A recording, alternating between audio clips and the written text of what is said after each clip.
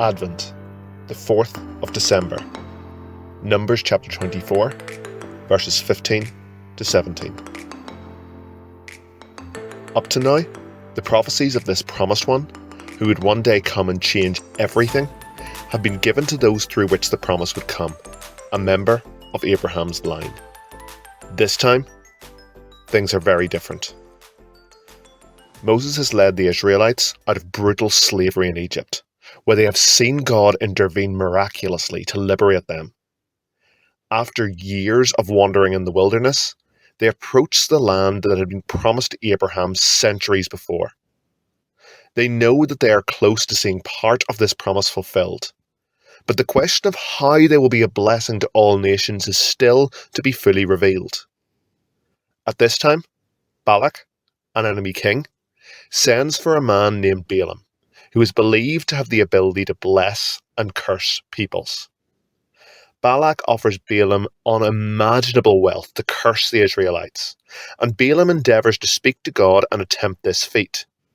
However, he fails utterly to convince God to curse the Israelites, returning to Balak each time with a blessing for Israel instead, saying, "I will speak only the message that the Lord puts in my mouth." Numbers 23:12. Balak gets progressively angrier, insisting that Balaam tries again.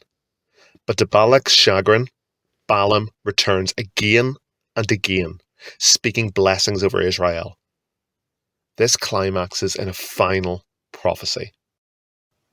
This is the message of Balaam, the message of the man whose eyes see clearly, the message of one who hears the words of God, who has knowledge from the Most High. I see him, but not here and now. I perceive him, but far in the distant future. A star will rise from Jacob, a scepter will emerge from Israel. Numbers 24:15 to 17. With this prophecy, Balaam gazes over a millennium into the distant future and glimpses a figure emerging from the Israelites, a promised king, and associates this monumental event with the rising of a star.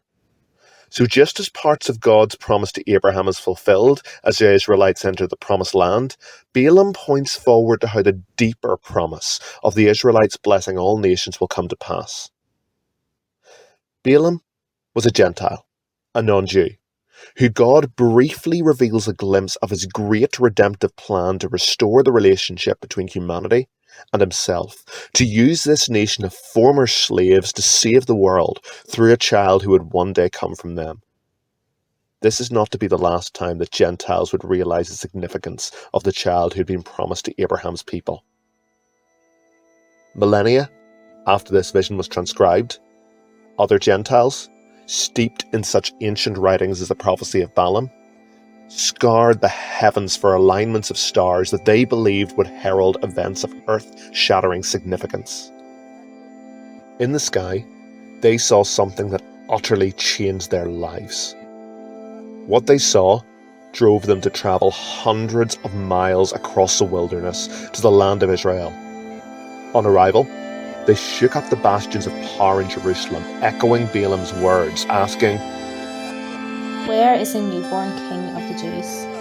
We saw his star as it rose, and we have come to worship him." Matthew 2:2. These wise men knew that what Balaam had seen centuries before had finally come to pass, and that with his coming, everything had changed, not just for Israel, but for all the world. This new king heralded the arrival of something truly remarkable that would restore the relationship between God and humanity, not just for the Israelites, but for all of humanity. This realization led them to change their lives utterly, leaving everything familiar, everything they knew, to travel to witness the birth of hope. They travelled to surrender to this new king what was most precious to them, to marvel, wonder, and worship. Their lives were forever changed. The same call is upon all of our lives. We have also heard a message of earth-shattering significance. Will we surrender to this King, what is most precious to us? Will we marvel, wonder, and worship? Hearing such news as they did, how then will we respond?